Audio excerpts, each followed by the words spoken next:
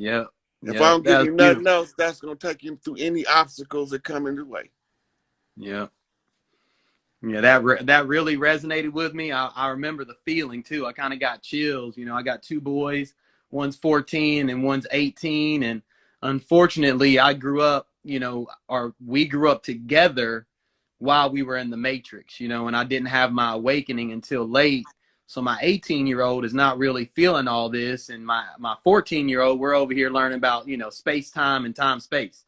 You know, he's kind of in that mix where he's starting to realize he has some power. We have some power as a people. We have some power, and he's really starting to believe it. My 18-year-old's on the other side. So I had a buddy of mine, Native American couple, man, a beautiful. Let me tell you this crazy story, man. I was on that ship, so I went with Billy Carson to Egypt, and there was this Native American couple that were on this ship, and beautiful couple, man, beautiful couple. And they were sitting there and they were like, do you know there's so many millions of us Native Americans that have been getting killed by the government? And I looked at them, I'm like, hundreds of millions, because we're the Native Americans too. And they didn't take no offense to it. They pulled out their cell phones, Rod, no cap. Grandfather, black as us, grandmother, black as us. And they were like, absolutely. And I said, one of my master teachers, it's you and Billy, but my master teacher, Rod Hayes, told me about some lady named Mama Bear. And I haven't looked up the video, but we're going to check it out soon. No joke, Rod, you posted it the next day, that Mama Bear video. So I went and I went and I was looking for him. And I found the lady. Her name is Melanie. And we went downstairs and we watched the Mama Bear video, and we had such a touching moment, you know, because she understood everything that's happened to us as a people, especially when Mama Bear said, we gotta, I'm ad-libbing. I don't remember exactly what she said, but she was like, we gotta love our black people because they pretty much sacrificed themselves for us. They knew that they were the strongest people on the planet,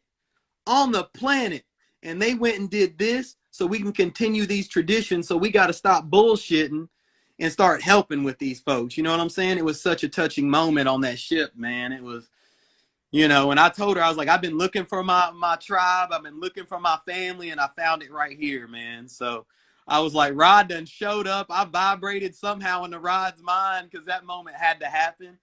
There were so many people around, because it's hard to conceptualize for some people that we're the organic people, you know what I'm saying? And they had no problem with saying, yep, you're right. Just started pulling out all these family photos, man. So we definitely got to go back, do our history, find ourselves, because, man, every single one of y'all, man, y'all got such a deep history, a deep background. Some of it's in Mississippi, some of it's in California, some of it's in Mesoamerica. But Rod, man, it was crazy, man. I just brought her up the day before and you posted that video. I was like, it was meant to happen, bro. It was so crazy. Oh yeah. So those are what you call moving to the singularity, convergences. Okay. And the more moving to the singularity we see, yeah, the more convergences we see, the singularity is getting enough of our people to realize the takeover that's in full effect. Yep. Yep. Yeah, man. Hermetics versus metaphysics. What's your take? Hermetics is metaphysics. So when I was reading the Kabbalion, they mentioned you know, Hermetics wasn't the same as metaphysics because damn, what the hell did they say? Well, shit, I'll leave that to you. I mean, that's what you know what's up. So, meta, right, means a unit of information. Mm-hmm. Physics is in reference to the physical construct. Mm-hmm. The 7 Hermetic principles govern the physical construct. Right. Right. Right, that's metaphysics. Those are the bytes of information that govern the physical reality. All right. Right, so the geometric structure of the hologram is Metatron's cube. Yep. Mm-hmm. Right? That's the energy signature of the grid. Right? It's Metatron's cube. Mm-hmm. Metatron's cube is called the star of life. When you activate Metatron's cube, you activate the Merkaba. Okay. Merkaba means spirit, body, ship. Right. Right? And it comes from 3 Kemetic words. Mir, which means the ship. Ka, which is the body. And Ba, which is the soul. Yeah.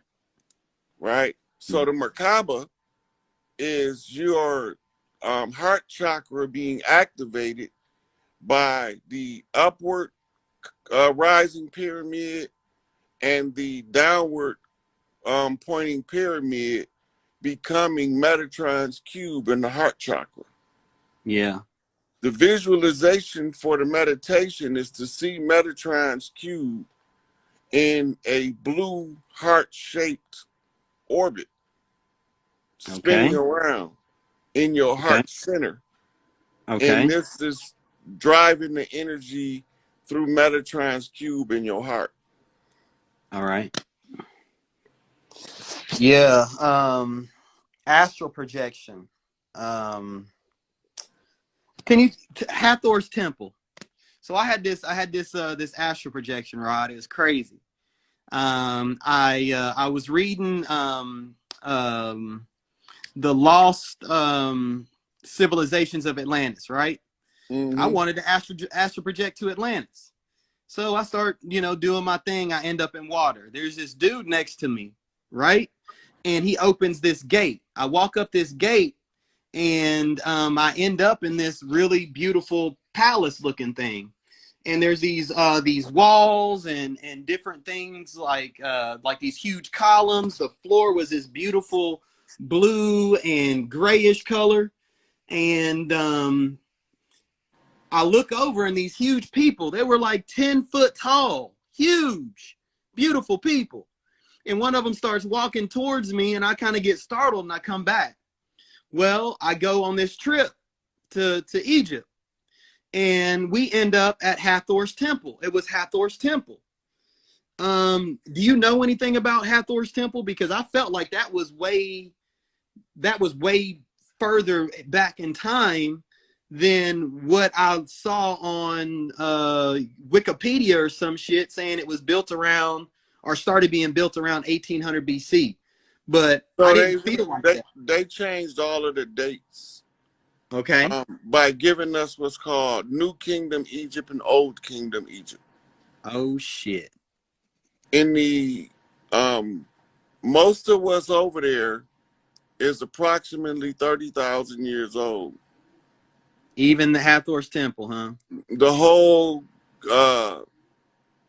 Tamaray, the 3 cities, was replicas of 3 cities over here. I believe that. Yep. So those 3 cities is Heliopolis is the city of the sun. That's Los Angeles.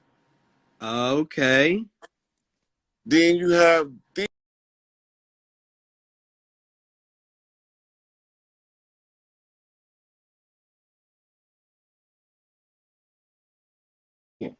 she was giving them ceremonies, baptizing them with Sarah Barter. Right. Yep. So she was giving them ceremonies that gave them earth rights from their mitochondria. She was transferring their heredity, and they was trying to kill them all off. They didn't get them all, but they was trying to kill them all off. This was part of the hunt for Scotta. That was part of the hunt for Queen Scotta, the red-haired princess. You know, the Salem witch trials, it started in North America, and I think it was around the 1500s. No, the 1800s. Salem witch trials in the 1800s, and then expanded all the way to North America to, Europe. But it was like, they was motherfuckers that was caught practicing the art of witchcraft was getting burnt on the stake. And it's like, they was accusing a lot of black people, black women of witchcraft that wasn't even guilty. And that's what make it so fucked up. They was accusing a lot of Native American women and African women that was over here of witchcraft, and they wasn't even practicing. That was the hunt for our priestesses. They hunted our priestesses down in the witch hunts, and they hunted the chiefs down in warfare, civil war. They transferred from civil war, they went into what's called domestic warfare. They declared war on us, and we forgot. Definitely. They said we would never be able to be part of their system, and we would always be perpetual enemy combatants in their court system, and they continuously issuing war rants, ongoing declarations of war against us as a people. Hey, that's a fact. That's a fact. I mean, even when the colonizers came over here from foreign lands, you know, they was getting sick. You know, they fresh off the motherfucking boat. That motherfucker took however long, 6 months, 2 years, whatever it took to get over here. And they was getting off that motherfucker sick. They was getting healed by the native elders. You feel me? And these motherfucking Europeans, these colonizers was calling them witch doctors. Exactly, but they was calling them witch doctors. Europeans, the colonizers was calling them witch doctors. And this was who was healing them when they got off the boat. They was damn near dead. They didn't half their crew done died off on the trip. So they get off the boat hanging on their last lifeline. They getting healed. Then you got 100 years later, now they calling them witches. You remember in school them teaching about a condition called the rickets that the sailors used to get? Oh, definitely. From being deficient in vitamin C. Well, anyway, it was the Seminoles who gave them the oranges to cure the rickets. The Seminoles, like in Florida, in the Florida area, right? Yeah. Okay. This is before they realized that they was being invaded. They came over here with friendly faces that looked like us, but they wasn't us. Definitely wasn't. And they was hiding behind pale faces that they was having talk for them, and we believed that the pale faces was the ones doing the talking. We figured out that the pale face was talking for somebody else in some of the meetings, so we made sure all of the chiefs understood pale face speak with forked tongue. Definitely. And that's why I don't even like, I ain't gonna even lie, bro. I think we talked about this like previously a while back, though. I don't even really subscribe to nationality. You know, nationality is a made up thing. It was put on our indigenous ancestors. You know, indigenous people didn't have a nationality. And that's a Babylon thing. Babylon, I identify Babylon as the cities that were built after colonization. So, you know, colonizers come to these new lands. At first, it was forests, jungles, and woods. In North America, we ain't got jungles, we got forests. So, national parks and shit. Yellowstone National Park, that's like the last of the real forest that's been here since the beginning of the time. And everything else is like buildings and shit. So, the cities that were built, when they went in the forest and tore down nature and built their cities up, and then they conquered these indigenous people and then brought them into the slave system. Now, they slave nationality on them. The pinnacles of Babylon. It's the city that we live in.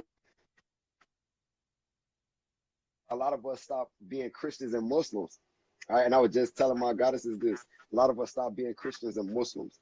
And then we fall into nationality. We run into the Hebrews. The Hebrews tell us, you are a Hebrew. This isn't a religion. This is your nationality. You're from the tribe of Issachar. You're from the tribe of Benjamin.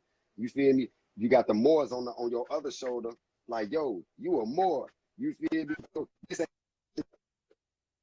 So if I subscribe to being a Hebrew, I have to worship and accept Yahweh as being my creator. Back to the religion monotheism. And if I accept Islam, being a Moor as my nationality, then I have to accept Allah subhanahu wa ta'ala as the Muslims call him. You feel me? As the creator of the boundless universe. So all these nationalities is slowly bringing us back into religion. You feel me? A lot of us don't even realize that, like, it's attached to religion, man. Because if I'm a Moorish American, I have Circle 7 Quran, and I have to.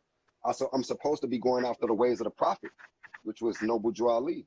You feel me? And he was Muslim or Muslim. You feel me? So it's nationality is gonna bring us back into religion, and religion is a Babylon thing. Our indigenous ancestors, we talking about when bro was talking about like Atlantis, we ain't speak English, none of that shit. Man, they didn't have nationalities, religions. They had schools of thought. They had temples. Deep, because in the Emerald Tablets, bro, like the Dweller, I fuck with the Dweller, you feel me, in the Emerald Tablets, and he ain't really spoke on that much. But the Dweller is the teacher of Tahuti. This is where Tahuti learned from. He learned a great deal of wisdom from the Dweller. And the Dweller is the one who sank the islands of Atlantis. The Dweller is the one who sank the islands of Atlantis because that portal had got opened up from the underworld and evil forces was coming in. So they sunk it and flew to Egypt or Kemet. But the Dweller is the Dweller deep, man. Like what's your perspective on the Dweller, bro, in the Emerald Tablets? I meant to ask you that though. That's Big Mama. Man, that's Big Mama. That's Big Mama. Hey, bro, say that's Big Mama. Hell yeah, those shit. And then so Tahuti in the Emerald Tablets, Tahuti talk about how he enjoyed spending time with his father, and then he enjoyed spending time with his mother, and then he went to go to the Dweller in order to gain wisdom. That's Big Mama. His father. Because at the feet of the masters, right? In old culture, and this is the reason why we learn how to call the energy Big Mama. In old culture, when you wanted your child to learn how to be wise, you let him be raised by elderly women, right? So when you look in, the ones who have to be blessed in by matriarchs. So all of the matriarchs sent for him, and they are teaching something or learn something from him in order to teach him how to move wisdom through the community, right? So the children started calling her the Big Mama because she was bigger than Mama in the family because she was the matriarch, right? So she was not Mama, she was the Big Mama. And the Big Mama don't always have to be blood related to you. But you got to go spend your time with her in order to learn what you have to learn. Every night. Hey, is it cool to say that Big Mama energy is that unconscious sleep, that thing that pulls us under and it's pulling you under right now? That's Big Mama that's pulling you under. You tired. You finna KO in a minute. And Big Mama is the same energy that wakes us up also, right? Would it be safe to say that? There was probably 2 of her daughters at work. Okay. Big Mama energy is the energy to tell you, if you take your dumb ass down that street, you going to jail, nigga. Don't go. And you don't listen and take your ass down that street and go to jail. That was Big Mama telling you don't take your dumb ass down there, and you ain't want to listen. Okay, definitely. All right, yeah, that definitely. It sounds like she's talking right next to you. That comes from lifetimes and lifetimes of listening to Big Mama. So when she talks to you, you know the voice, but sometimes, you know, mama boys get a little rebellious and too big for their britches.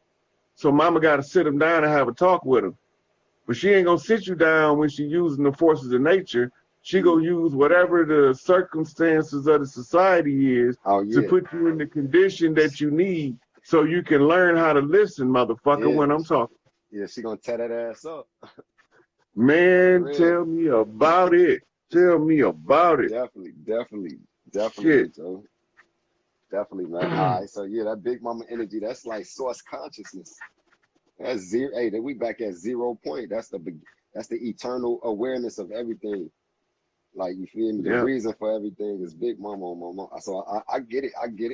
No, it ain't a hard concept to grasp or wrap your mind around. It's very, you feel me? It's very resonating because it makes sense. You feel me? And it hold a lot of validity. It's valid. You know.